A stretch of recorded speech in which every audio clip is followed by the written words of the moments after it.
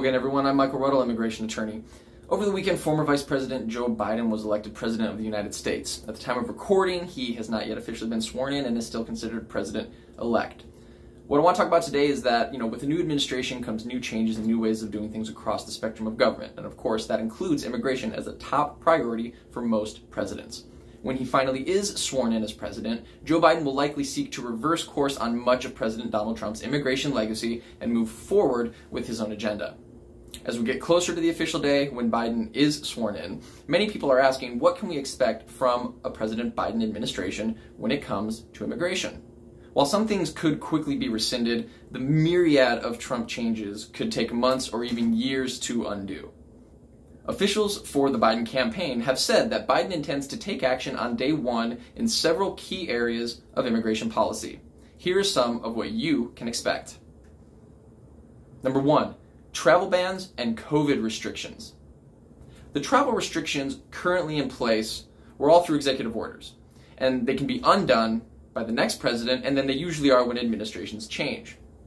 While Biden campaign officials have said Mr. Biden would look to public health officials for guidance on pandemic-related border closures, President-elect Biden intends to rescind Trump's earlier travel bans on travelers from 13 countries, most of them either majority Muslim or African nations, on day one. Number two, reform and DACA. During his time in office, President Trump has tried to end the DACA program enacted under President Obama, but the Supreme Court said in June that his administration did not follow proper legal procedures, and so it has been kept alive in some form to this day. Biden campaign officials stated that he plans to send an immigration bill to Congress on his first day in office in January to help the more than 600,000 DACA recipients and other dreamers brought to the United States as children. He also intends to propose a pathway to citizenship for the estimated 11 million immigrants currently living in the country without proper documentation. On this issue, President Trump faced a multitude of legal challenges, and it's likely that President Biden would face the same. Number three, skilled work visas.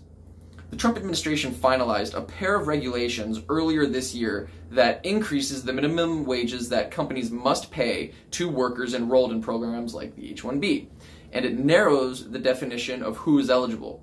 This heavily affects the tech industry. It's unclear how a Biden administration will approach this issue, but what's been stated publicly is support for expanding the number of highly skilled visas as long as employers are not undermining wages. Number four, asylum and refugees.